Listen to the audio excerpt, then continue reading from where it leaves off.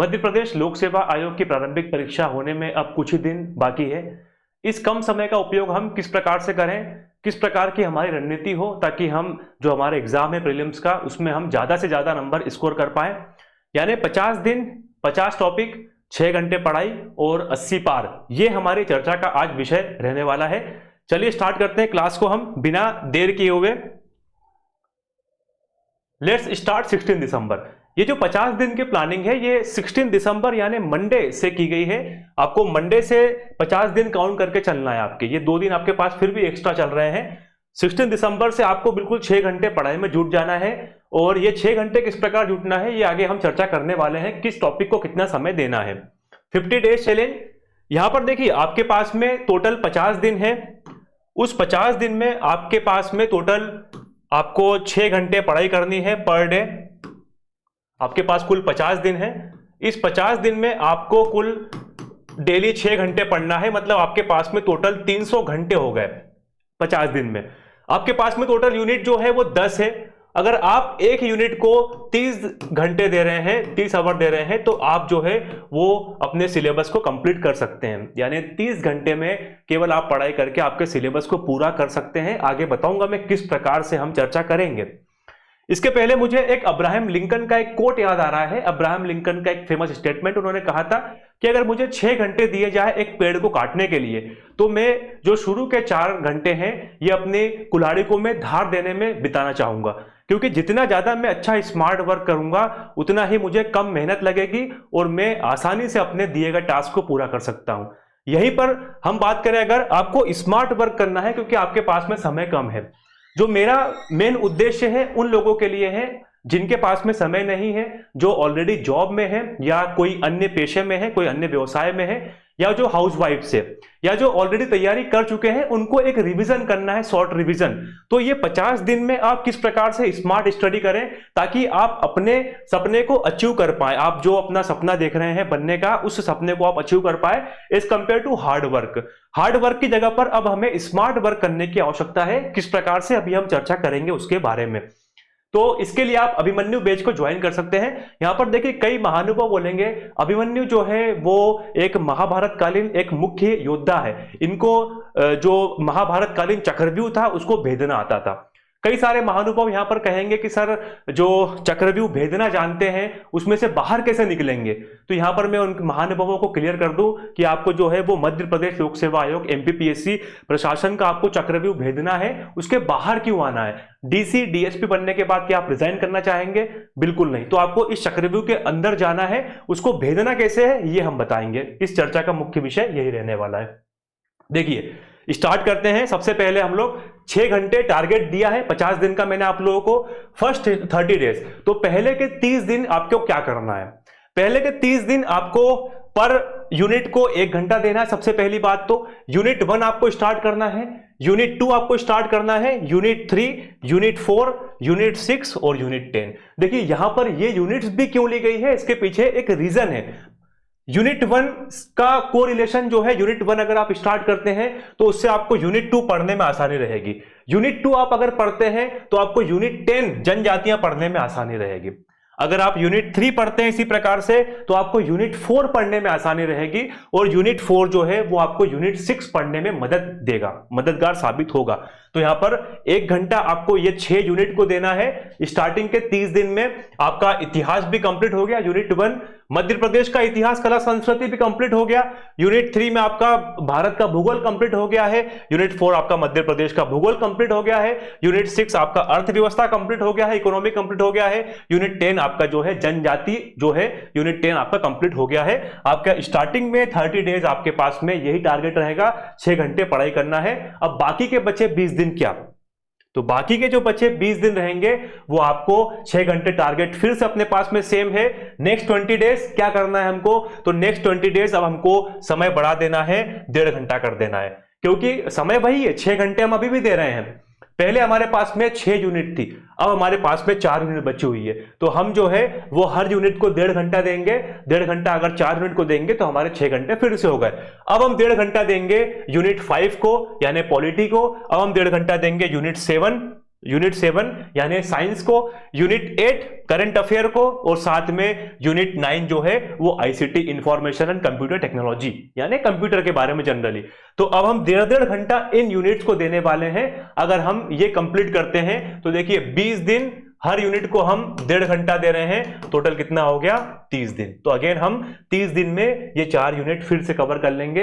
हमारा कितना हो गया, हमारा जो हो गया टोटल 50 दिन में हम लोगों ने 50 दिन में हमने 300 घंटे पढ़ाई करके हमारी जो 10 यूनिट है हमने इसको पूरा सिलेबस कवर कर लिया है। आगे हम ये भी बात करेंगे कि हम किस यूनिट को कितना टाइम दें, किस टॉपिक को कितना टाइम दें, इसके बारे में भी चर्चा करेंगे और पूरा विस्तार के साथ हम लोग डिटेल करेंगे इस क्लास को। चलिए अगला जो आपका लास्ट 2 वीक्स, देखिए 3 फरवरी 16 दिसंबर को स्टार्ट हो रहा है ये आपका टारगेट जो चैलेंज है 50 डेज का, ये एंड होने वाला है 3 फरवरी को। उसके बाद 4 फरवरी से क्या आपके पास में लगभग 12 दिन बचेंगे, 10 से 12 दिन आपके पास में है।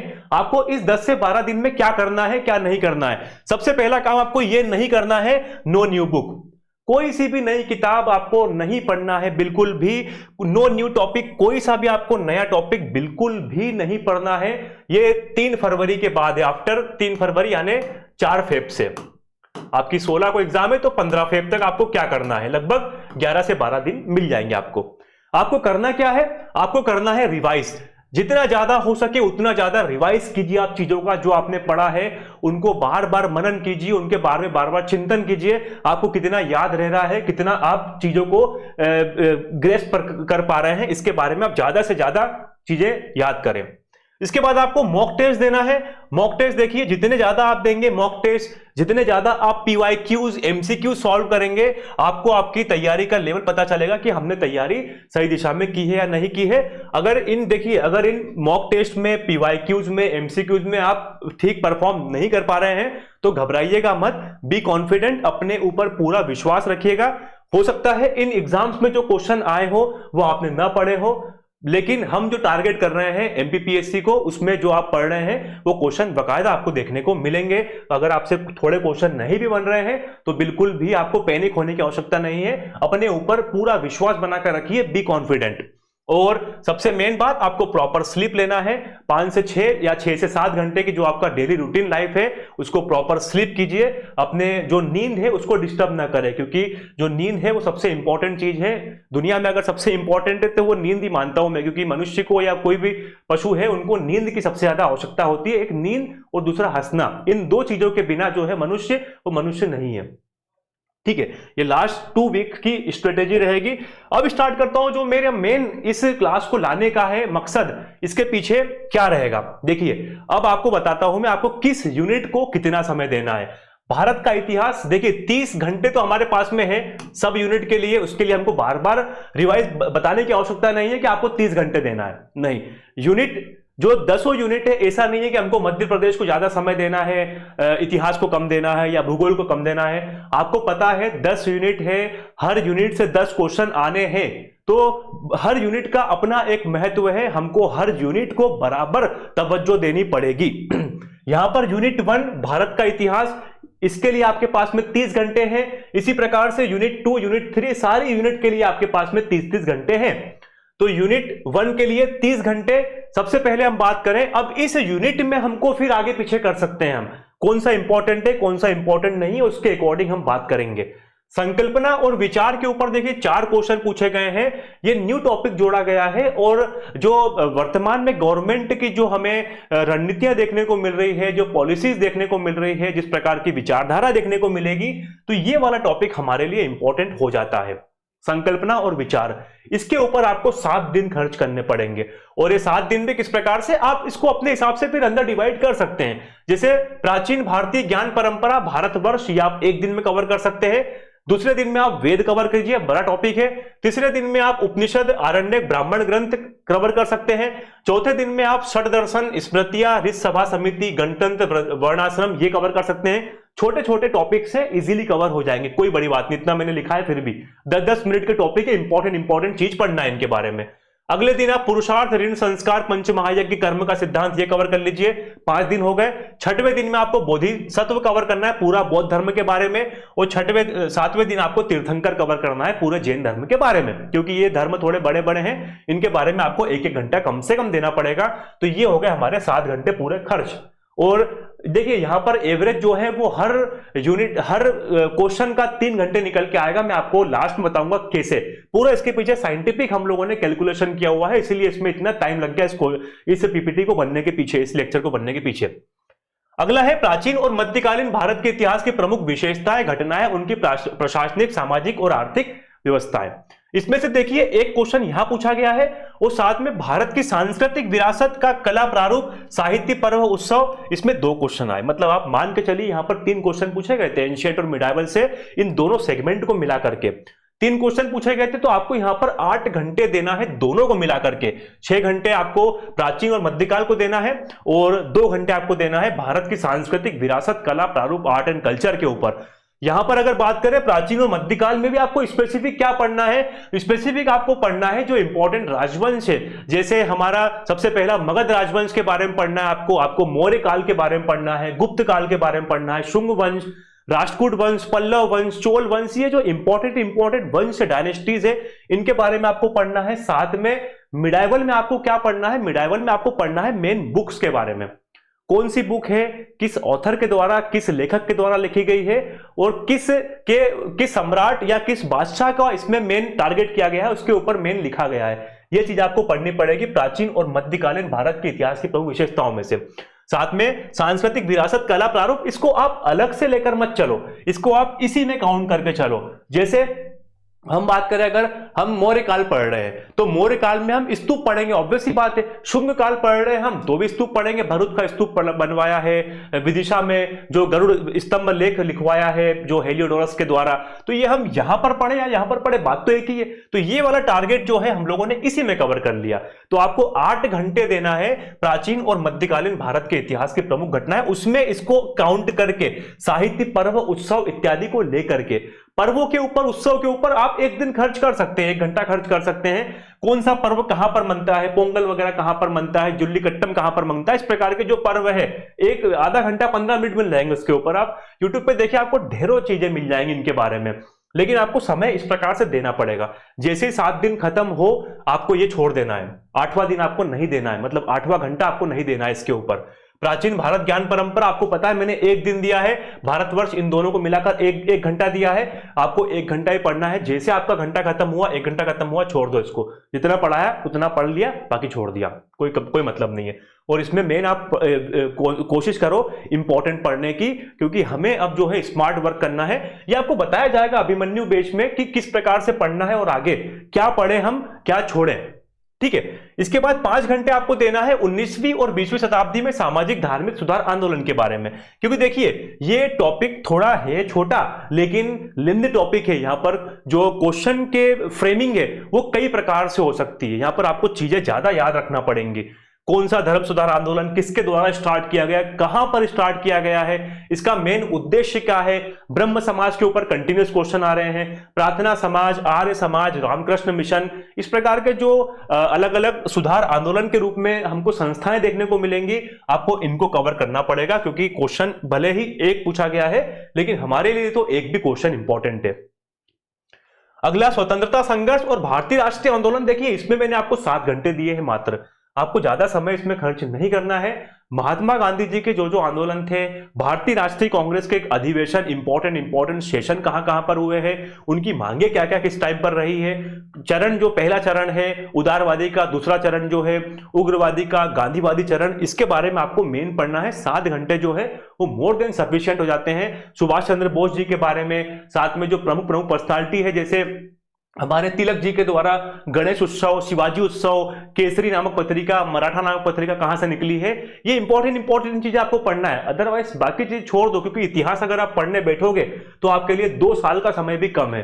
हमको पीएचडी नहीं करना है किसी भी विषय में, हमको केवल इतना स्कोर करना है कि हम 10 क्वेश्चन आ रहे हैं तो कम से कम 9 क्वेश्चन हम अटेम्प्ट कर पाए, ताकि हमारे 90 क्वेश्चन जो है वो सही हो जाए। कम से कम हम ये टारगेट कर रहे हैं, ठीक है। इसके बाद 3 घंटे आपको देना है स्वतंत्रता के पश्चात भारत का एकीकरण पुनर्गठन। देखिए 3 घंटे मैंने बहुत ज्यादा समय दे दिया इसको, अगर आप इसको अगर 3 घंटे कम करें 2 घंटे कर सकते हैं तो 1 आध घंटा आप यहां पर कहीं पर कवर कर लीजिए, लेकिन आपको देना यहां पर 30 घंटे ही है, सबका कैलकुलेशन जो है वो 30 घंटे ही आएगा। तो यहां पर 3 घंटे कुछ ज्यादा हो गए हैं, जिनको लग रहे हैं ज्यादा है वो इसको 1 घंटा कम करके 2 घंटे कर लीजिए, बाकी 1 घंटा आपको लग रहा है कहीं पर तो वो उसको एडजस्ट कर सकते हैं। समय आपके हिसाब से एडजस्ट कर सकते हैं आप, लेकिन ये मैंने एक स्टैंडर्ड समय बनाया है क्वेश्चन को देखते हुए। स्वतंत्रता के पश्चात भारत का एकीकरण और पुनर्गठन 2023 में 2 क्वेश्चन आए थे यहां से, एक क्वेश्चन स्वराज संघ वाला था, एक क्वेश्चन था बुंदेलखंड और बघेलखंड वाला, को मिलाकर कौन सी रियासत अस्तित्व में आई थी। तो इस बार 2024 में हालांकि एक भी क्वेश्चन नहीं पूछा गया है, लेकिन 2025 का एग्जाम होने वाला है, इसमें हमको एक क्वेश्चन देखने को पक्का मिलेगा। छोटा टॉपिक है, आसानी से हम कर सकते हैं, 100% स्कोर कर सकते हैं इस वाले टॉपिक में। तो हमारे लिए टॉपिक कौन कौन से ऐसे हो गए जहां पर हम 100% स्कोर कर सकते हैं? एक तो यहां पर कर सकते हैं 100% स्कोर, एक यहां पर कर सकते हैं, एक हम यहां पर कर सकते हैं। देखिए ये वाले मैं इसलिए नहीं बोल रहा हूं क्योंकि ये सेगमेंट थोड़े बड़े हैं, प्राचीन मध्यकाल में बहुत बड़ा सेगमेंट है, क्वेश्चन कहीं से भी आ सकता है। कोशिश ये रहेगी 99.9% चांसेस यहीं से पूछे जाए, पर 0.001% चांसेस जो है वो कहीं से भी पूछे जा सकते हैं, फिर उसका कोई भी कुछ नहीं कर सकता। अगर कोई जो संस्थान है वो ये बोल रहा है कि मैं 100% गारंटी दे रहा हूं पेपर यहां से आ रहा है, तो वो या तो झूठ बोल रहा है या फिर वो समझता नहीं इन चीजों को। तो मैं अगेन यहां पर आपको बोलना चाह रहा हूं कि कोशिश पूरी यही रहेगी कि यहां से 100% बने, लेकिन कहीं ना कहीं चांसेस ये है कि इनके बाहर भी क्वेश्चन आ सकते हैं, लेकिन फिर हमें यहीं पर समय देना पड़ेगा अपने अकॉर्डिंग, कितना समय हम दे रहे हैं चीजों को। तो 30 घंटे यूनिट 1 हमारा कंप्लीट। यूनिट 2 उठाएं हम लोग, अगर इसको देखें तो मध्य प्रदेश के इतिहास की महत्वपूर्ण घटनाएं, प्रमुख राजवंश। देखिए 3 क्वेश्चन आए थे और ये इंपॉर्टेंट सेगमेंट है, हमको पढ़ना पड़ेगा, इसलिए मैंने इसको 10 घंटे दिए हैं। इतिहास की प्रमुख घटनाएं, देखिए यहां पर हमको पुरातात्विक स्थल भी पढ़ना पड़ेगा, मध्य प्रदेश में कौन कौन से कहां पर है, कायथा पढ़ना पड़ेगा, एरड़ पढ़ना पड़ेगा, मालवा की ताम्रपाषाणिक सभ्यता के बारे में पढ़ना पड़ेगा। उसके बाद जो प्रमुख राजवंश है, जैसे परमार राजवंश है, चंदेल राजवंश है, कलचुरी राजवंश है, इनके बारे में चीजें, गोंडवाना राजवंश है, इनके बारे में हमें जो है इंपॉर्टेंट राजाओं के बारे में पढ़ना पड़ेगा, कौन कौन से राजा हैं, उन राजाओं ने कोई बुक लिखी हो, कोई इंपॉर्टेंट काम किया हो, उन राजा के दरबार में कोई फेमस पर्सनालिटी हो, उनके बारे में हमको पढ़ना पड़ेगा। तो ये 10 घंटे जो है हमें जो कॉन्टेम्पररी यहां पर देने पड़ेंगे। 10 घंटे मोर देन सफिशिएंट है। जैसे ही 10 घंटे खत्म हो इस टॉपिक को छोड़ दो, ज्यादा समय नहीं देना है। पता लगे हम 30 घंटे इसी में दे रहे हैं, बाकी चीज पढ़ ही नहीं पाए, इसीलिए जैसे ही 10 घंटे खत्म हो हमारे पास समय बचेगा, बाद में जो बचेगा उसमें हम वापस समय ऐड कर देंगे। फिर देखिए अगला जो आपको टॉपिक खर्च करना है 3 घंटे, वो करना है स्वतंत्रता आंदोलन में मध्य प्रदेश का योगदान। इसमें से क्वेश्चन पूछे जा रहे हैं, 1 से 2 क्वेश्चन आते हैं, तो यहां पर आपको 3 घंटे देने पड़ेंगे। स्वतंत्रता आंदोलन मध्य प्रदेश का योगदान आपको पढ़ना पड़ेगा, कौन कौन सी घटनाएं कहां पर होती है, चरण पादुका, सुहावल नरसंहार, पंजाब में हत्याकांड, इस प्रकार के कौन कौन 1857 की क्रांति में शामिल प्रमुख सेनानी हैं, इनके बारे में आपको पढ़ना पड़ेगा। मध्य प्रदेश का जलियांवाला बाग, मध्य प्रदेश में नमक सत्याग्रह, भारत छोड़ो कहां कहां पर कब कब हो रहा है, कौन कौन फेमस पर्सनालिटी, इनके बारे में आपको थोड़ा पढ़ना पड़ेगा। मध्य प्रदेश की प्रमुख कला, स्थापत्य कला छोड़ दो, कोई काम का नहीं है, यहां पर कोई काम का नहीं है क्योंकि रिपीट है ये। मध्य प्रदेश की प्रमुख जनजातियां, उनकी बोलियां यहां पर छोड़ दो, हमको नहीं पढ़ना है। मध्य प्रदेश के प्रमुख त्योहार, लोक संगीत, लोक कलाएं, लोक साहित्य, ये तो मोस्ट इंपॉर्टेंट है, आपको पढ़ना ही पड़ेगा। अब देखिए मैंने यहां पर ये क्यों छुड़वा दिया आपको, क्योंकि यहां पर प्रमुख कलाएं लिखा हुआ है, कलाएं तो हम यहां पर ऑलरेडी पढ़ रहे हैं, तो वहां पर हम कौन सी कला पढ़ेंगे एक्स्ट्रा। फिर यहां पर लोक संगीत, प्रमुख त्योहार देख रहे हैं, लोक संगीत, लोक कलाएं, लोक साहित्य सब तो पढ़ रहे हैं हम। स्थापत्य कला मैंने इसलिए छुड़वा दिया क्योंकि हम यहां पर मध्य प्रदेश की प्रमुख घटनाएं पढ़ रहे हैं। स्थापत्य कला भी ऑलरेडी पढ़ ही लेंगे हम, दशपुर हम अभिलेख पढ़ ही लेंगे जब हम ओलिकर वंश पढ़ेंगे। यहां पर भरूत स्तूप सतना का हम पढ़ ही लेंगे ऑलरेडी जब हम यूनिट 1 में शुंग वंश के बारे में पढ़ेंगे। तो हम एक्स्ट्रा यहां पर क्या पढ़े, ठीक है, बाकी चीजें जो है हम यहां पर पढ़ लेंगे, मैं अभी आपको बताऊंगा और आगे क्यों मैंने छुड़वाया। यहां पर लोक संगीत, लोक कलाएं, ये आपको देखिए डिटेल पढ़ना पड़ेगा, इसलिए मैंने यहां पर 8 घंटे दिए हैं। ये इंपॉर्टेंट सेगमेंट है, यहां पर 3 से 4 क्वेश्चन फिर से रिपीट बिल्कुल होंगे। लोक संगीत, लोक नृत्य, लोक कलाएं, लोक चित्रकला, लोक नाट्य, ये चीजें जो है कलाएं आपको डिटेल में पढ़नी पड़ेंगी, और ज्यादा कलाएं हैं, सेगमेंट बड़ा है, निमाड़ की अलग, बुंदेलखंड की अलग, बघेलखंड की अलग, मालवा की अलग, सबकी अलग अलग है। आपको यहां पर ज्यादा समय थोड़ा सा खर्च करना पड़ेगा। मध्य प्रदेश के प्रमुख साहित्यकार, उनकी कृतियां, यहां पर देखिए मैंने 4 घंटे बहुत ज्यादा समय दे दिया यहां पर अगेन फिर से, लेकिन इंपॉर्टेंट सेगमेंट है, यहां से क्वेश्चन नहीं पूछा गया है, लेकिन यहां पर इस बार जो है 1 से 2 क्वेश्चन पूछने की पूरी संभावना देखने को मिलेंगी। 4 घंटे मैंने इसलिए समय ज्यादा दे दिया है क्योंकि साहित्यकार काफी सारे हैं मध्य प्रदेश के, और उनकी रचनाएं भी काफी सारी है, आपको रटना पड़ेंगी। देखिए समझना तो क्या समझेंगे साहित्यकारों की रचनाओं में, जीप पर सवार इल्लियां, अब किसकी रचना है ये, इसमें क्या समझोगे आप, आपको बैठ के रटना पड़ेगा। शरद जोशी के बारे में रटना पड़ेगा, माखना चतुर्वेदी जी के बारे में रटना पड़ेगा, केशव दास, सुभद्रा कुमारी चौहान, ऐसे कम से कम 15 से 20 साहित्यकार है, इनकी कम से कम 5-5, 6-6 भी कृतियां हैं जो इंपॉर्टेंट है, आपको रटनी पड़ेंगी ये, और रटने में मैं समझता हूं टाइम लगता है, इसलिए मैंने 4 घंटे दे दिए। जिसकी रटन विद्या ज्यादा तेज हो तो वो एक काम करे, यहां पर 2 घंटे समय निकाल ले, 1-1 घंटा यहां पर बढ़ा दे, ठीक है। तो ये आप अपने अकॉर्डिंग जो है समय में फेरबदल कर सकते हैं, लेकिन ये फिर भी मैं अगेन रिपीट कर रहा हूं, ये एक स्टैंडर्ड टाइम है, आपको लास्ट में बताऊंगा कैसे, आपको लास्ट में इसका जस्टिफाई भी करूंगा मैं। 5 घंटे आपको देना पड़ेगा मध्य प्रदेश के प्रमुख पर्यटन स्थल के ऊपर। देखिए पर्यटन स्थल चाहे वो धार्मिक हो, चाहे सांस्कृतिक हो, चाहे पुरातात्विक हो, चाहे विश्व धरोहर स्थल, अब सांची जो है हम यहां पर पढ़े या यहां पर पढ़ ले, बात तो एक ही है। भीमबेटका हम यहां पर पढ़े या यहां पर पढ़े, बात तो एक ही है। तो हम क्यों इसको एक्स्ट्रा पढ़ें, हमारे पास जो है टॉपिक हमको कम करना है, हमको बढ़ाना थोड़ी है। मध्य प्रदेश के प्रमुख जनजातीय व्यक्तित्व तो हम यूनिट 10 में पढ़ने वाले हैं, यहां पर कौन से हम अलग से पढ़ेंगे, तो इसीलिए ये जो टॉपिक्स हैं दोनों, ये हम लोगों ने खत्म कर दिया। आपके पास में टॉपिक बचे 1, 2, 3, 4, 5, यहां पर 5 टॉपिक बचे हैं आपके पास 30 घंटे के लिए, तो यहां पर टॉपिक भी आपके पास में कम हो गए। पर्यटन स्थल में आप देखिए, अब यहां पर प्रमुख घटनाएं जो मैंने आपको बताया, अगेन दशपुर अभिलेख यहां पर भी हम पढ़ लेंगे, भरूच स्तूप यहां पर भी पढ़ लेंगे, सांची, खजुराहो, किसने बनवाया, चंदेल वंश, तो यहां पर भी पढ़ रहे हैं, हम यहां पर भी पढ़ रहे हैं। चीजों का रिपीटेशन है, देखिए आपको पढ़ना है तो एक चीज अगर आप पढ़ रहे हैं तो उसको अलग अलग डायमेंशंस के साथ में पढ़िए, ताकि आपका एक चीज के साथ में 3 चीजें कवर हो। आपको डायमेंशंस आपके थोड़े बढ़ाने पड़ेंगे, आयाम जो है आपको अपने थोड़े ब्रॉड करने पड़ेंगे। तो 30 घंटे हमारे पास यूनिट 2 भी कवर हो गई। अगली यूनिट देखिए हम, यूनिट 3 भारत का भूगोल। यहां पर भी हमें 30 घंटे मिले हुए हैं, हर यूनिट को हम 30 घंटे दे रहे हैं। पर्वत, पहाड़ियां, पठार, नदियां, झीलें, देखिए पहला ही टॉपिक जो है ये हमारे लिए इंपॉर्टेंट 3 क्वेश्चन पूछे गए हैं। फिर से मैंने इसको 10 घंटे का समय दिया है, और 10 घंटे का समय जस्टिफाई करता है। आप देखिए आगे जो है समय आगे पीछे करके इसके ऊपर ऐड कर सकते हैं। अगर आपका नदियां इंपॉर्टेंट है, जैसे नदियों को आपको 4 घंटे देना पड़ेगा, पहाड़ियों को 3 घंटे देना पड़ेगा, पर्वत, पहाड़ियां, पठार के ऊपर, और 1-2 घंटे जो है झीलों को दे दीजिए आप, तो यहां पर आपके कवर हो गए। नदियों को भी आपको देखिए डायमेंशन लेकर चलना पड़ेगा, जो सिंधु नदी है, इंडस रिवर है, उसके सहायक नदियां हैं, उनके ऊपर कौन कौन से डैम चल रहे हैं, कौन कौन से राज्य में है, कौन सा डैम किस राज्य में है। नदियां जो है वो साउथ की नदियां आपको कावेरी, कृष्णा, गोदावरी, पेन्नार, इन नदियों के बारे में पढ़नी पड़ेगी। पर्वत, पहाड़ियां, इनको आपको हिमालय पर्वत श्रृंखला के बारे में थोड़ा डिटेल में पढ़ना पड़ेगा। उसके बाद इन चीजों को पश्चिमी घाट के बारे में आपको पढ़ना पड़ेगा। इन चीजों को आपको जैव विविधता के साथ में भी कोरिलेट कर ले। अगर यहां पर आप जैव विविधता देखें, यहां पर नहीं, यूनिट 7 में है, तो अगर जैव विविधता, बायोडाइवर्सिटी को भी आप साथ में काउंट कर रहे हैं, तो आपको एक यूनिट के एक टॉपिक से आप 2 चीज कर रहे हैं, मतलब एक तीर से आप 2 निशाने, 2 शिकार कर रहे हैं। तो वही मैं बोल रहा हूं, आपको अपना डायमेंशन थोड़ा सा बढ़ाना पड़ेगा, चीजों को कोरिलेट करके चलना पड़ेगा। नदियां आपका स्ट्रॉन्ग पोर्शन है तो आप पहाड़ियों के ऊपर ज्यादा टाइम दे दो। अगर आपका पर्वत, पहाड़ियां स्ट्रॉन्ग पोर्शन है तो आप नदियों के ऊपर ज्यादा टाइम दे दो। तो आपको ये अपने हिसाब से, अपने अकॉर्डिंग एक्सचेंज करना पड़ेगा समय, लेकिन 10 घंटे आपको देना पड़ेगा इन चीजों के ऊपर, क्योंकि आपके 3 क्वेश्चन यहां पर देखने को मिल रहे हैं। 2 घंटे देखिए मैंने बहुत ज्यादा समय दे दिया जलवायु घटनाएं, अल नीनो, ला नीनो, दक्षिण दोलन, इनके ऊपर। इसके ऊपर देखिए एक क्वेश्चन आ चुका है, अब मेरे अकॉर्डिंग जो है इसमें पूछने की संभावना जो है बहुत कम है, नहीं के बराबर है, फिर भी एक आध क्वेश्चन हमारे सामने देखने को मिल जाएगा।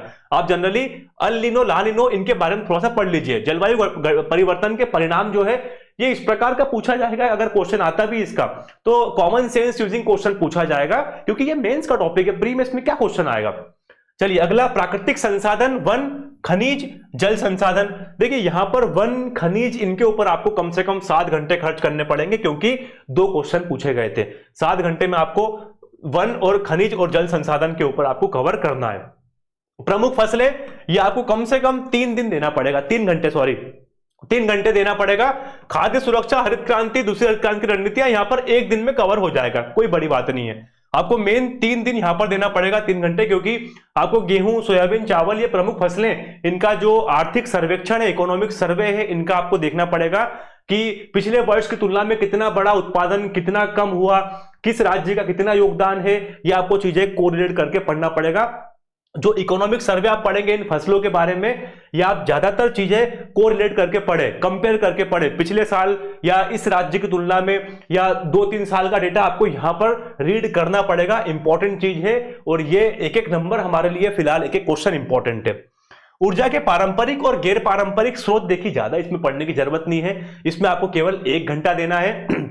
उसमें भी आप देख लीजिए 2019-20, 20-21, 21-22, 22-23, 23-24 इनका डेटा निकाल के, विंड एनर्जी, पवन ऊर्जा के मामले में क्या था, सौर ऊर्जा के मामले में क्या था, अभी फिलहाल क्या कंडीशन चल रही है, कितना उत्पादन कर रहे हैं, कितनी कैपेसिटी में कौन सा राज्य आगे है, कौन सबसे ज्यादा प्रोड्यूसिंग में आगे है। मैंने आपको बताया है, पीवाईक्यू हमने डिस्कस किए थे असिस्टेंट प्रोफेसर के, मैंने आपको बताया था उसमें किस प्रकार से आपको क्वेश्चन सॉल्व करने हैं इसके, तो वहां पर अगर आपने देखा नहीं हो उसे जाकर देखिएगा आप। तो ये चीजें जो है आपको कोरिलेट करके पढ़ना है, साथ में 1 घंटे का चीजें, 1 घंटे का टॉपिक है, ये इजीली कवर हो जाएगा। और एक आध क्वेश्चन यहां से कभी आया तो आया यहां पर, ठीक है।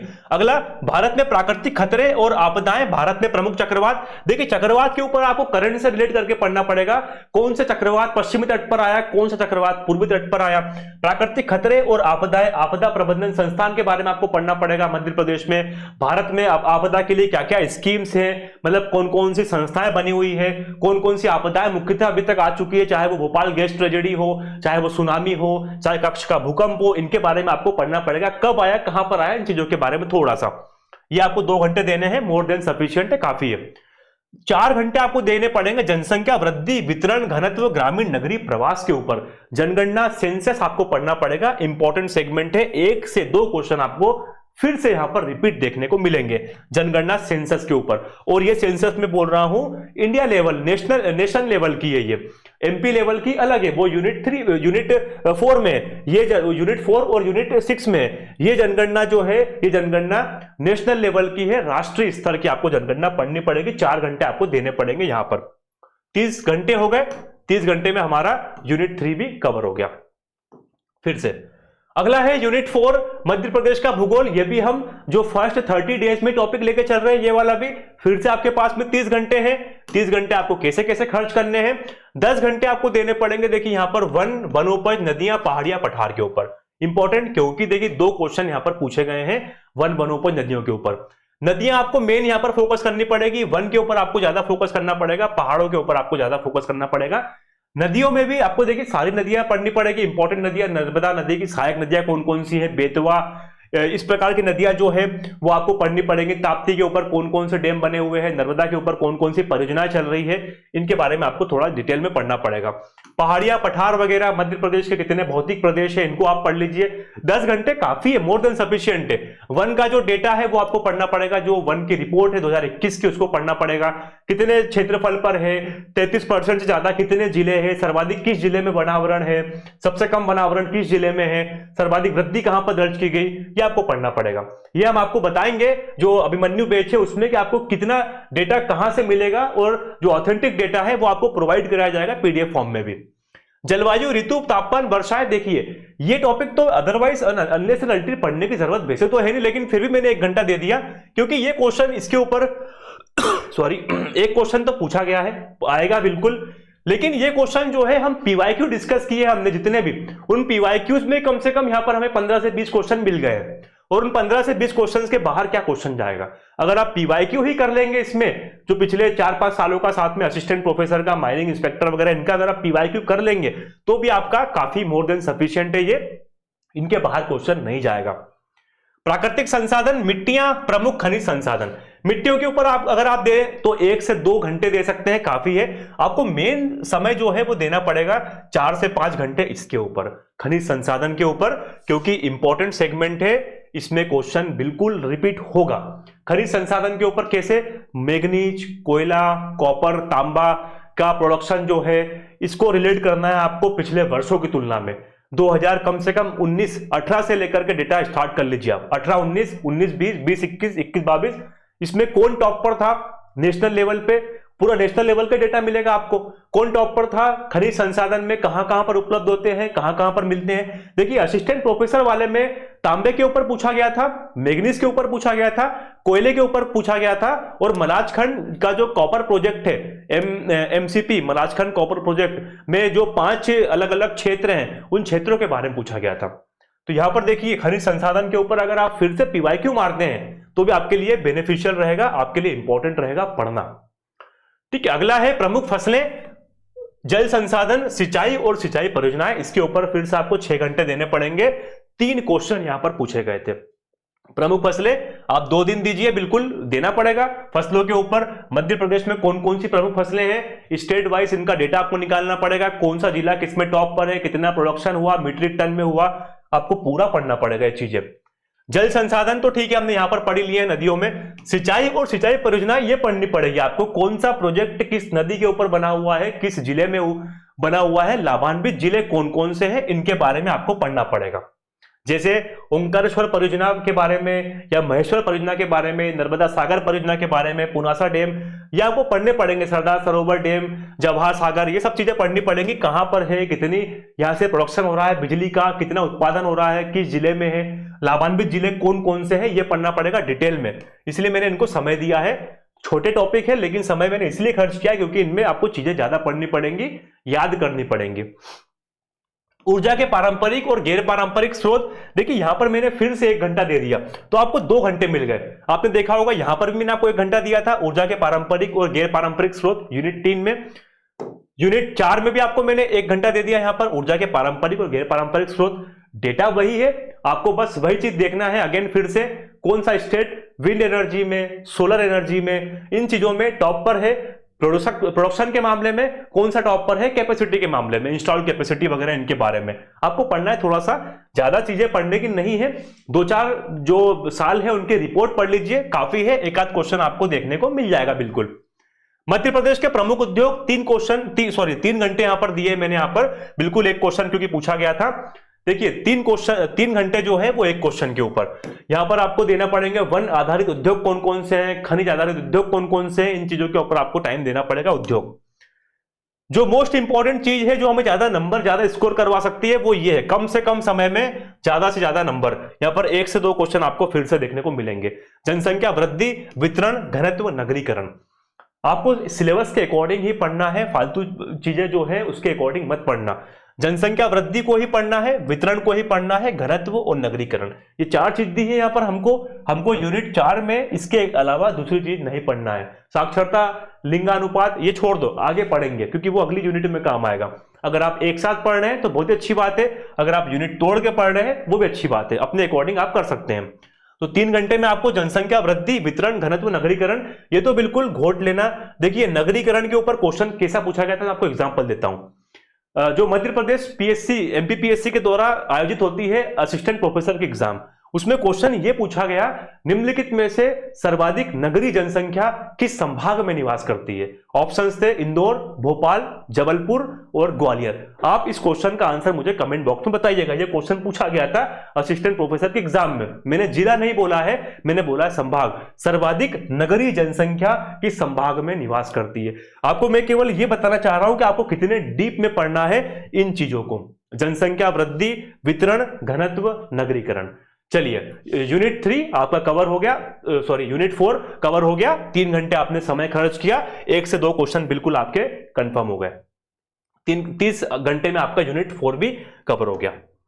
फिर यूनिट 5 भारत और मध्य प्रदेश की संवैधानिक व्यवस्था।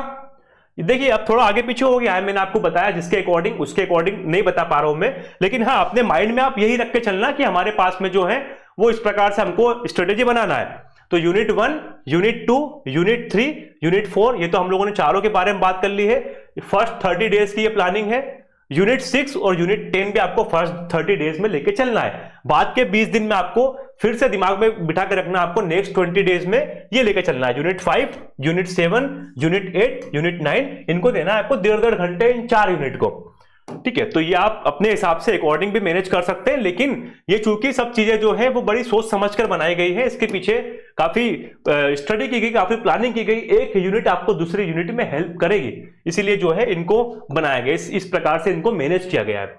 यूनिट 5 आपके पास में फिर से जो है वो 30 घंटे है। संविधान सभा के ऊपर आपको 2 घंटे खर्च करना है। बिल्कुल, संविधान सभा का जो बेसिक चीजें हैं, कब पहली बैठक होती है, कौन अस्थायी अध्यक्ष थे, कौन स्थायी अध्यक्ष थे, कौन कौन सी समितियां बनाई गई, कब इन्होंने जो हमारे राष्ट्रीय ध्वज है इसको एक्सेप्ट किया। अभी देखिए बिहार पीएससी का एग्जाम हुआ था 13 दिसंबर को, बीपीएससी का 70 बीपीएससी, उसमें क्वेश्चन क्या पूछा गया था? उसमें क्वेश्चन ये पूछा गया था, संविधान सभा के द्वारा हमारे राष्ट्रीय ध्वज तिरंगे को कब अपनाया गया था। इस प्रकार के क्वेश्चन पूछे गए संविधान सभा में, अपन पढ़ते हैं इसके बारे में क्वेश्चन का आंसर। तो एक क्वेश्चन यहां पर हो गया और 2 घंटे हमने खर्च किए। बिल्कुल हमारे 2 घंटे जो है वो हमको लग रहा है कि हमने उपयोगी खर्च किए हैं। संघीय कार्यपालिका, राष्ट्रपति, संसद, इनके बारे में आपको 7 घंटे देना है। 7 घंटे में आपको बिल्कुल पढ़ना पड़ेगा। संघीय कार्यपालिका में आपको केवल देखिए प्रधानमंत्री के बारे में पढ़ना है, बाकी मत पढ़ो मंत्री परिषद, इनके बारे में कुछ भी इंपॉर्टेंट दूसरी चीजें। राष्ट्रपति संसद, राष्ट्रपति के बारे में आपको थोड़ा डिटेल पढ़ना पड़ेगा। राष्ट्रपति के जो आर्टिकल्स हैं, आर्टिकल जो 52 से लेकर के अनुच्छेद 61 के बीच में जो आर्टिकल है, साथ में 72 भी जो क्षमतान की शक्ति है, तो ये कुछ आर्टिकल्स हैं, आपको इंपॉर्टेंट पढ़ना पड़ेगा। महाभियोग किसमें है, निर्वाचन किसमें है, पदावधि किसमें है, शपथ किसमें है, ये चीज आपको पढ़नी पड़ेगी। संसद के बारे में आपको थोड़ा सा पढ़ना पड़ेगा। संसद सदस्यों की अयोग्यता आर्टिकल देखिए पूछा गया था बीपीएससी में, फिर से मैं रिपीट करता हूं, बीपीएससी 70 जो हुआ था उसमें क्वेश्चन कहां से आया था? क्वेश्चन आया था संसद की सदस्यों की नियोक्ताओं के ऊपर से क्वेश्चन आया था, अनुच्छेद 102। तो यहां पर भी आपको संसद के ऊपर कुछ आर्टिकल्स के ऊपर मेहनत करनी पड़ेगी। सर्वोच्च न्यायालय और न्यायिक व्यवस्था के बारे में आप बस 1 घंटा समय दो अपना, ज्यादा इसके ऊपर समय मत दो, क्योंकि क्वेश्चन अगर आएगा भी इसके ऊपर तो क्वेश्चन मौलिक अधिकार, कर्तव्य, इनको रिलेट करते हुए ही आएगा। यहां पर आप केवल समय खर्च करो कि भैया कब बना सुप्रीम कोर्ट, कितने न्यायाधीश होते हैं, कब कब किस किस की बड़े कौन नियुक्ति करता है, कॉलेजियम सिस्टम क्या है, 4 जज केस क्या है, इनके बारे में आप थोड़ा पढ़ लो। 2 घंटे आपको देने पड़ेंगे संविधान संशोधन के ऊपर। संविधान संशोधन भी कुछ इंपॉर्टेंट, जैसे हमको लगभग 106 संविधान संशोधन हो चुके हैं, हमको लगभग 30 से 35 के आसपास पढ़ने पड़ेंगे जो इंपॉर्टेंट है थोड़े से। उस 30 से 35 पे भी लगभग 10 जो है जो मोस्ट इंपॉर्टेंट है, जैसे 42 हो गया, 44 हो गया, 84 हो गया, 86 हो गया, ये कुछ इंपॉर्टेंट संविधान संशोधन है, इनको आपको डिटेल पढ़ना पड़ेगा। बाकी 15-20 जो है इसके बारे में आप 1 लाइनर के रूप में पढ़ के जाओ, कोई दिक्कत नहीं है। 5 घंटे आपको देने पड़ेंगे नागरिकों के मौलिक अधिकार, कर्तव्य और नीति सिद्धांत, डीपीएसपी। देखिए मौलिक कर्तव्य और डीपीएसपी जो है ये आप हद से हद 2 घंटे में कवर कर सकते हैं। आधे से 1 घंटे में कर्तव्य पढ़ लो, कब जोड़े गए, किस भाग में है, किस देश से प्रभावित होकर जोड़े गए, 11 मौलिक कर्तव्य कौन कौन से, एक बार रीड कर लो, बस खत्म। डीपीएसपी जो है आप आर्टिकल्स पढ़ लीजिए, किस आर्टिकल में कौन से रटने पड़ेंगे, ये इसमें कोई ऐसा लॉजिक नहीं है, कोई समझने वाला पोर्शन नहीं है, पूरा आपको रटने पड़ेंगे। कितने डीपीएसपी है, आर्टिकल्स कौन कौन से में वर्णित है, 36 से लेकर 51 के बीच में जो डीपीएसपी है आपको सब बताने पड़ेंगे। मौलिक अधिकार, इसके ऊपर आपको ज्यादा समय देना पड़ेगा, 2 दिन हमने यहां दे दिए, 3 दिन आपको यहां देने पड़ेंगे। मौलिक अधिकार फंडामेंटल राइट्स के ऊपर क्या डीपीएसपी और मौलिक अधिकार फंडामेंटल राइट्स में कौन कौन से विवाद आए हैं, चाहे वो शंकरी प्रसाद से लेकर के पिछली बार जो पूछा गया था वो मैसूर बालाजी बनाम मैसूर राज्य वाला पूछा गया था, तो चाहे वो बालाजी बनाम मैसूर राज्य, शंकरी प्रसाद, गोलकनाथ, केशवानंद भारती, मिनर्वा मिल्स, बुम्मन राव, इस प्रकार से जो मामले हैं आपको वो सारे मामले पढ़ने पड़ेंगे। सुप्रीम कोर्ट भी हमारा कवर हो गया, फंडामेंटल राइट्स भी कवर हो गया, डीपीएसपी भी कवर हो गया। तो एक हमने चीज पढ़ी है, 3-3, 4-4 डायमेंशन हम लोगों ने कवर कर लिए। 3 घंटे आपको देने पड़ेंगे संवैधानिक संस्थाओं के ऊपर, संवैधानिक संस्थाएं, और यहां पर आपको देखिए एक्स्ट्रा कुछ नहीं पढ़ना है। पिछला जो सिलेबस था उसमें यूनिट 10 था, उसमें आयोग था, उसमें कमीशन था, आपको कुछ नहीं करना है, आपको करना केवल ये है 2020 से लेकर के 2023 के बीच में जो पेपर हुए हैं, वो जो यूनिट 10 के आपको क्वेश्चन मार लेने हैं। लगभग 4 क्वेश्चन पेपर है, आपको 40 क्वेश्चन मिल जाएंगे, और उस 40 क्वेश्चन को ही मार लो आप, आपका कोई बाहर क्वेश्चन का आंसर 1 या 2 क्वेश्चन कभी आएंगे तो वो उस क्वेश्चन के बाहर नहीं जाएगा। आपको एक्स्ट्रा क्या करना है, आपको एक्स्ट्रा ये करना है नियुक्तियां। वर्तमान में नीति आयोग के अध्यक्ष कौन है, उपाध्यक्ष कौन है, ये आपको नियुक्तियां क्योंकि बदलती रहती है, तो ये आपको थोड़ा सा करंट से पढ़ना पड़ेगा रिलेट करके इसको। बाकी पीवाईक्यू मान लो, इसमें कोई एक्स्ट्रा चीज पढ़ने की जरूरत नहीं है। 6 घंटे आपको देने पड़ेंगे मध्य प्रदेश की संवैधानिक व्यवस्था। इसमें क्या देना पड़ेगा आपको? राज्यपाल, मंत्रिमंडल में मुख्यतः मुख्यमंत्री, विधानसभा अध्यक्ष और उच्च न्यायालय।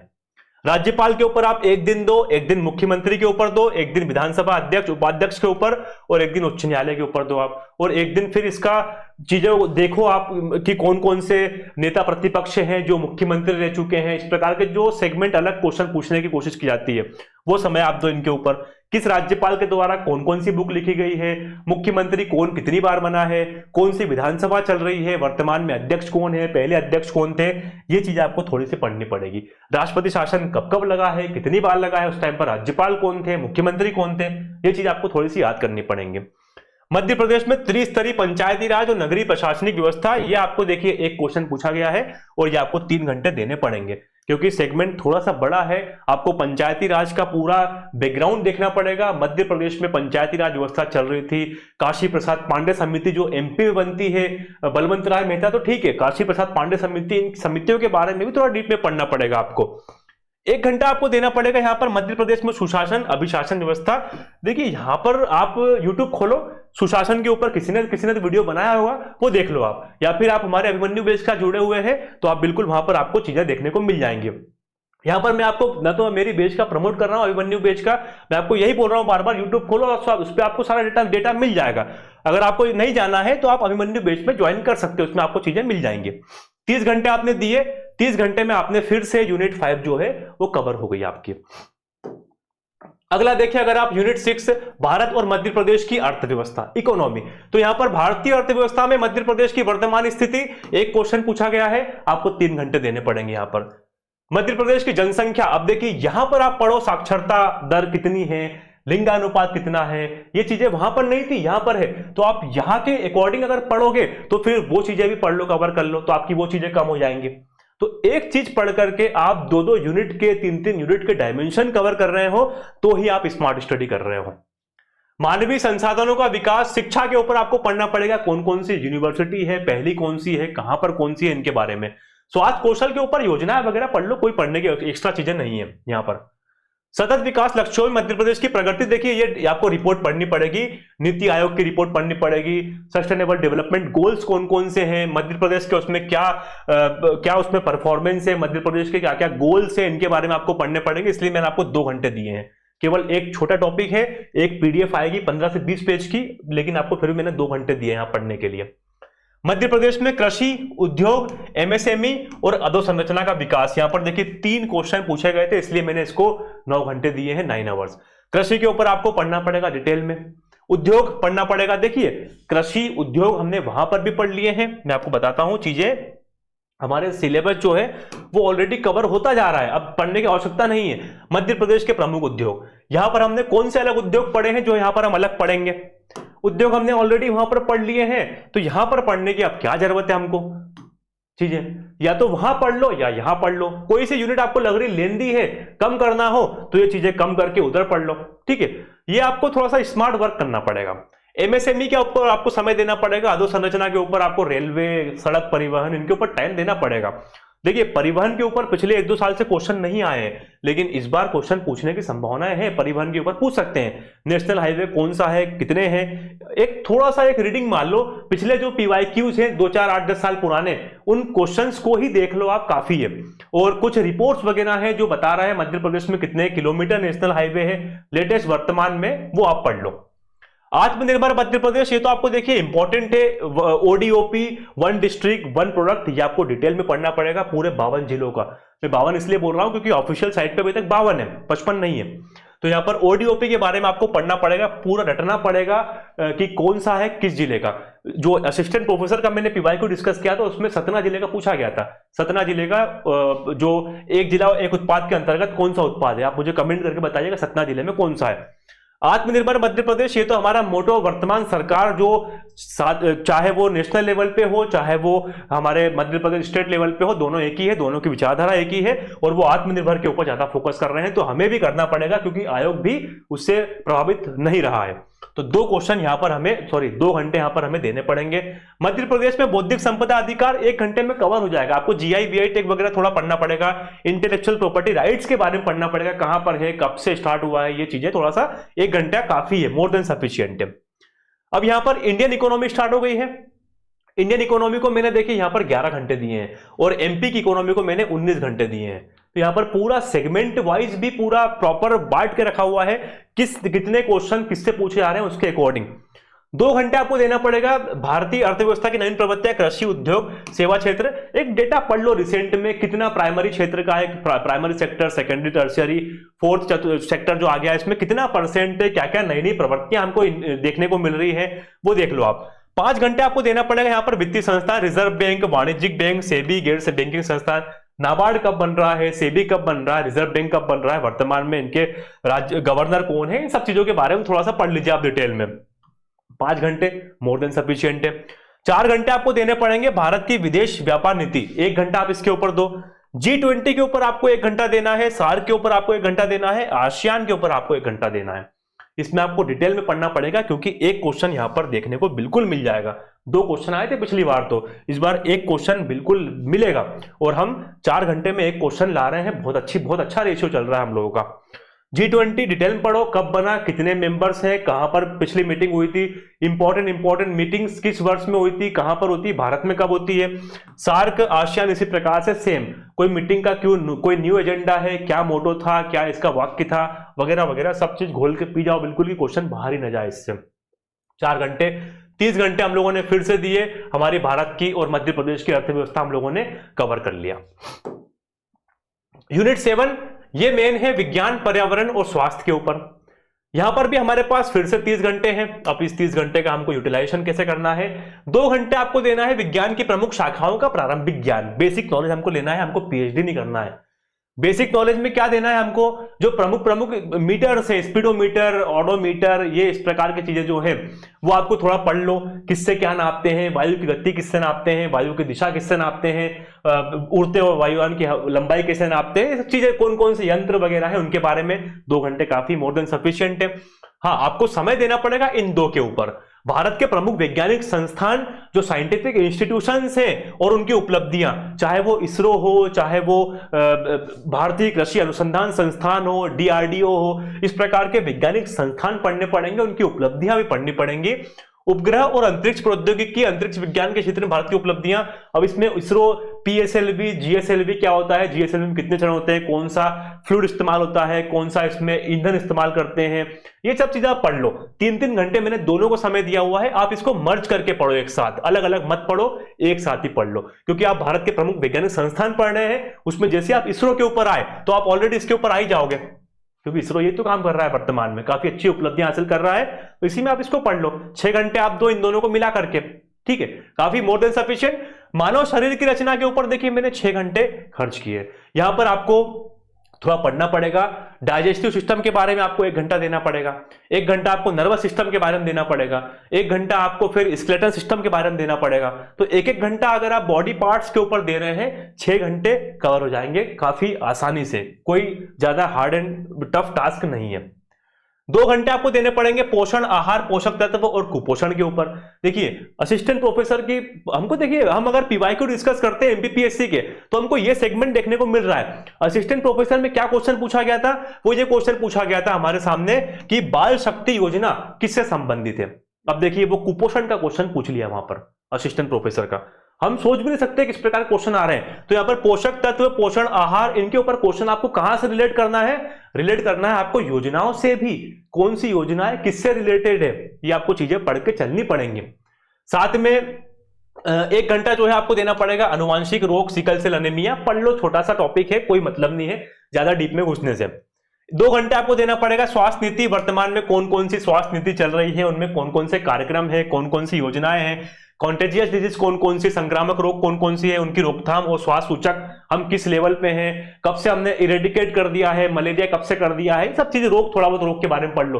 पोलियो कब से इरेडिकेट कर दिया है, या फिर WHO या फिर हमारे भारत का कोई टारगेट है 2030 में हम खत्म कर देंगे, ये 2047 में हम ये खत्म कर देंगे, 50 में ये खत्म कर देंगे। तो कुछ विजन है, कुछ मिशन है, इनको आप पढ़ लो, चीजें इंपॉर्टेंट, बाकी छोड़ दो। सतत विकास की अवधारणा और एसडीजी वही सस्टेनेबल डेवलपमेंट गोल। हम जब वहां पर पढ़ रहे हैं इसको यूनिट 6 में सस्टेनेबल डेवलपमेंट गोल, तो हम यहां पर एक्स्ट्रा क्यों पढ़े? या तो यहां पर पढ़ ले या फिर हम यहां पर पढ़ ले, कोई मतलब नहीं है। लेकिन फिर भी मैंने यहां पर 2 घंटे दिए हैं कि यहां पर अगर आपका कुछ छूट गया 2 घंटे में, क्योंकि इंपॉर्टेंट टॉपिक है, अगर यहां पर कुछ छूट गया तो यहां पर कवर कर लो, यहां पर कुछ छूट गया तो वहां पर कवर कर लो। अब आपके पास देखिए 7 घंटे हैं अभी और, तो यहां पर पर्यावरणीय कारक, इकोनॉमिकल सिस्टम और जैव तंत्र, जैव विविधता यानी बायोडायवर्सिटी, इनके बारे में आपको पढ़ना पड़ेगा डिटेल में। देखिए यहां पर बायोडायवर्सिटी में आप किसको भी ले लो, आप ले लो नेशनल पार्क्स, जो भारत के नेशनल पार्क है, भारत के राष्ट्रीय उद्यान है, उनको भी यहीं कवर कर लो आप। 7 घंटे में आप ये कवर कर लो कि जो असम में कौन कौन से राष्ट्रीय उद्यान है इंपॉर्टेंट, भारत का पहला टाइगर रिजर्व वर्तमान में कितने हो गए हैं, मध्य प्रदेश में तो आप पढ़ ही रहे हैं ऑलरेडी, यहां पर भी पढ़ लो आप, क्योंकि क्वेश्चन पूछे गए थे पिछले एग्जाम में 2 कि राष्ट्रीय उद्यानों के बारे में, टाइगर रिजर्व्स के बारे में। ठीक है, 2 घंटे आपको देना है प्रदूषण, प्राकृतिक आपदाएं, प्रबंधन। प्राकृतिक आपदाएं तो हमने यूनिट 3 में पढ़ लिया है, यहां पर क्यों पढ़े? अब हमको देना है मेन प्रदूषण और प्रबंधन के ऊपर। मेन हम यहां पर दे रहे हैं प्रदूषण के ऊपर, प्रबंधन के ऊपर तो ठीक है, आपदा प्रबंधन संस्थान वही चीजें हैं।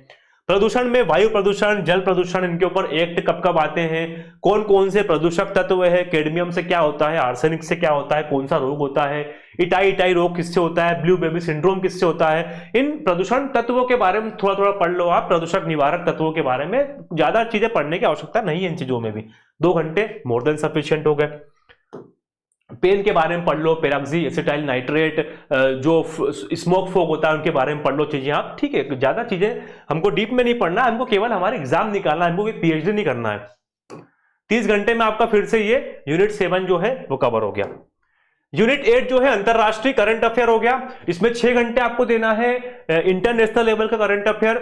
6 घंटे में भी आपको प्रमुख घटनाएं देखनी है, कहां पर तख्ता पलट हुआ, कहां पर सरकार गिर गई, कहां पर पहली महिला राष्ट्रपति बनी है इतने सालों बाद, कहां पर पहले पुरुष बने हैं, ये सब चीजें जो है चीजें कोरिलेट करके आपको अवार्ड देखना है। नेशनल अवार्ड कौन, इंटरनेशनल सॉरी नोबेल पुरस्कार, कोई बड़े बड़े पुरस्कार मिले हो तो वो देख लो आप, उसमें मेन स्पेसिफिक कोई भारत का हो, उसमें भी स्पेसिफिक कोई मध्य प्रदेश का हो, तो चीजें आपको देखना पड़ेगा। कोई स्पोर्ट्स के ऊपर कोई इंटरनेशनल चीजें हुई है, अगर फीफा हुआ हो, ओलंपिक हुआ, ओलंपिक तो अभी हुए नहीं, फीफा वगैरह हो नहीं रहे, तो इन चीजों को आप देख लो। कोई दूसरा कोई इवेंट हुआ हो तो नेशनल करंट अफेयर के ऊपर आपको फिर से वही देखना पड़ेगा, कोई बड़ी नियुक्ति हो रही है, कोई बड़ा अपॉइंटमेंट, किसी की डेथ हो रही है, किसी ने बुक पब्लिश की है, कोई बड़े राइटर ने, इन चीजों के ऊपर आपको 9 घंटे खर्च करने पड़ेंगे। आपको ज्यादा टाइम देना है 15 घंटे यहां पर मध्य प्रदेश के समसामयिक घटनाएं। इसमें भी मध्य प्रदेश के कौन कौन से पर्सनालिटी जिनको अर्जुन अवार्ड मिला है, जिनको द्रोणाचार्य अवार्ड मिला है, इन चीजों को आपको ज्यादा देखना पड़ेगा।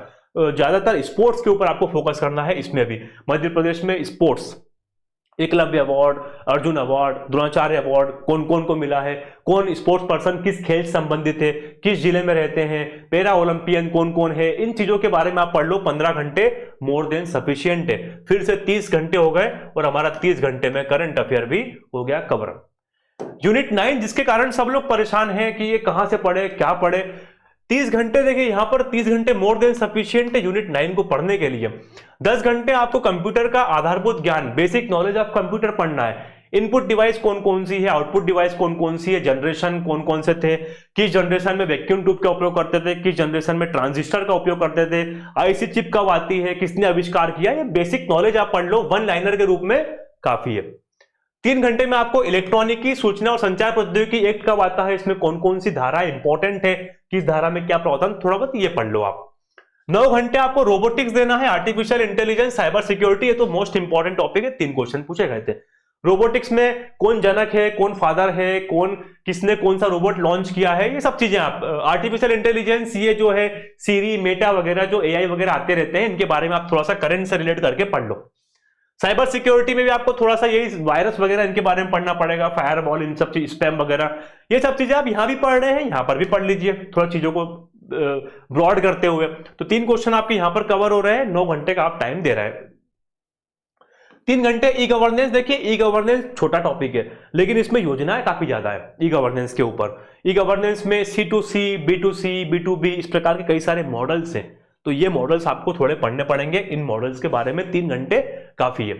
5 घंटे में आप इंटरनेट और social networking platform, social networking platforms में कौन सा प्लेटफॉर्म जो है वो किसके द्वारा बनाया गया, कब बनाया गया, Facebook, Meta, WhatsApp, Twitter, x, ये सब चीजें कब कब बनाई गई, किसने बनाई गई, इसके संस्थापक फाउंडर कौन है, साथ में इंटरनेट के बारे में जो इंटरनेट प्रोटोकॉल वगैरह होता है इनके बारे में, साथ में जो टोपोलॉजी होती है, नेटवर्क टोपोलॉजी, ये सब चीजें आप थोड़ा बहुत रीड कर लो, बेसिक बेसिक चीजें पढ़ लो।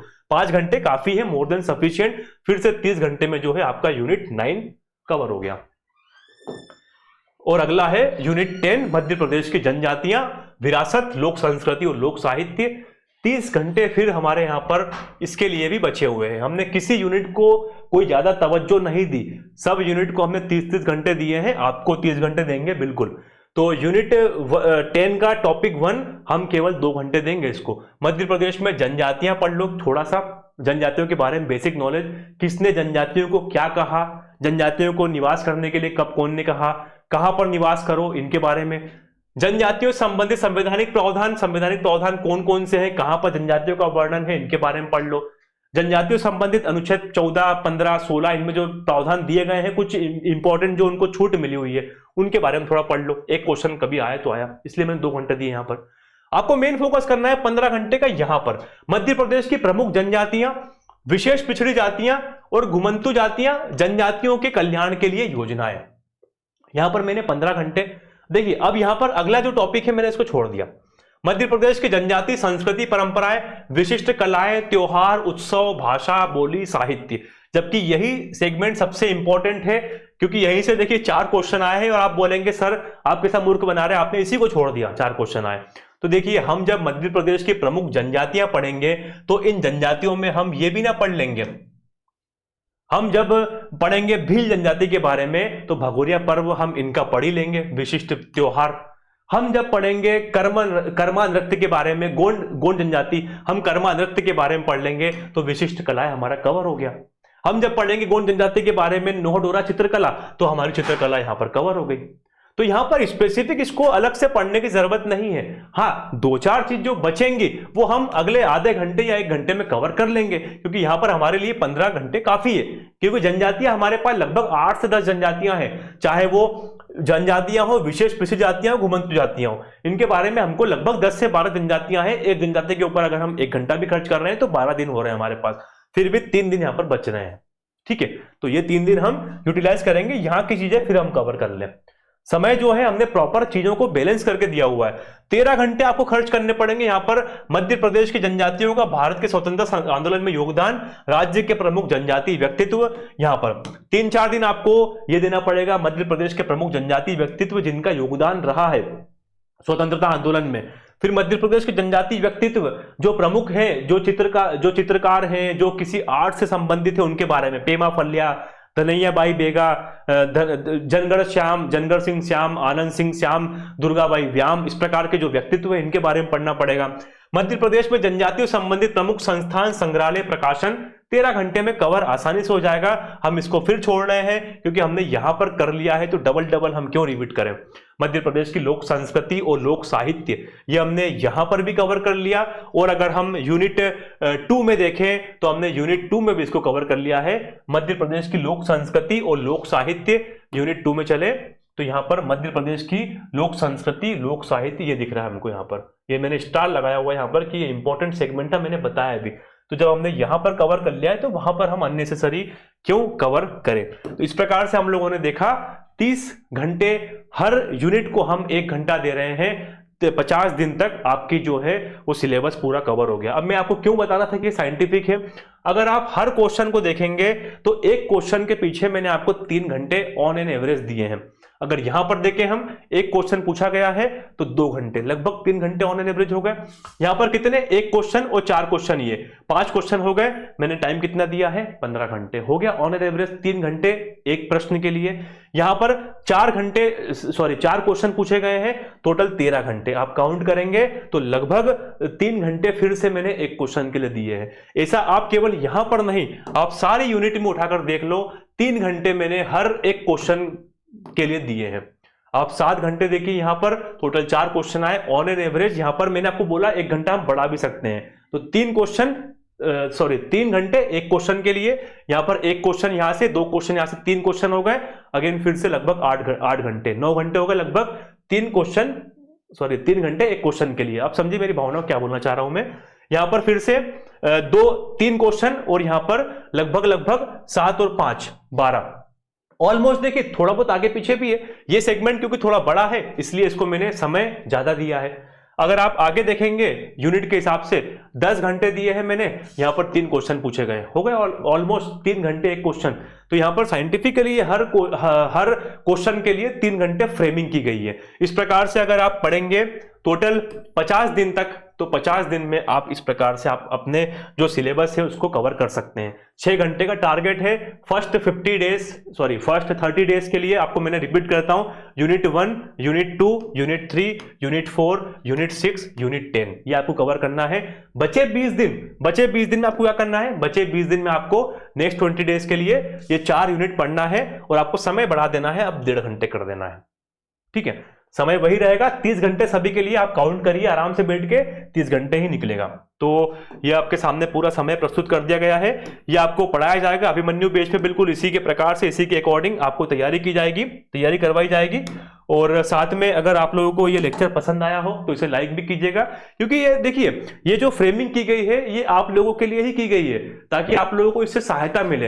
अननेसेसरी कहीं आपका भटकाव ना हो। यूट्यूब पे ये चीजें जो है आपको ढेर मिल जाएंगी। अगर आप सर्च करेंगे मध्य प्रदेश में जनजातियों का भौगोलिक विस्तार, आपको कम से कम 50 लेक्चर मिल जाएंगे। मैं आपको ये नहीं बोल रहा हूं कि हमारे लेक्चर्स ही पढ़ो, आप कहीं से ही पढ़ो, जहां से आपको अच्छा लग रहा है वहां से पढ़ो, लेकिन आपको समय कितना देना है ये आपको बता रहा हूं मैं। आपको ज्यादा समय खर्च नहीं करना है, अदरवाइज 30 घंटे पता लगे आपने एक चीज पे ही खर्च कर दिए और अगली चीजें जो है वो पूरी छूट गई। तो आप पढ़ो कहीं से भी, लेकिन समय इसके अकॉर्डिंग मैनेज करके चलना, क्योंकि समय हमारे पास मात्र 50 दिन बचा हुआ है। लास्ट के 10 से 12 दिन हम रिवीजन को लेकर चल रहे हैं, साथ में एमसीक्यू लगाएंगे, टेस्ट सीरीज लगाएंगे, पीवाईक्यू लगाएंगे, हमारी तैयारी का हम लेवल चेक करेंगे। और साथ में कॉन्फिडेंट रहिएगा, ज्यादा परेशान पैनिक होने की आवश्यकता नहीं है। बाद में हम मुलाकात करेंगे। अगर आपको लेक्चर पसंद आया हो, हमारी स्ट्रेटेजी पसंद आई हो, प्लानिंग पसंद आई हो, तो आप अभिमन्यु बैच ज्वाइन कर सकते हैं। इसमें हम इसके अकॉर्डिंग ही आपकी तैयारी करवाएंगे। अगर आपको लेक्चर पसंद आया हो तो इसे लाइक कीजिएगा, साथ में शेयर कीजिएगा। मिलेंगे अभिमन्यु बैच में। Thank you. जय हिंद, जय भारत।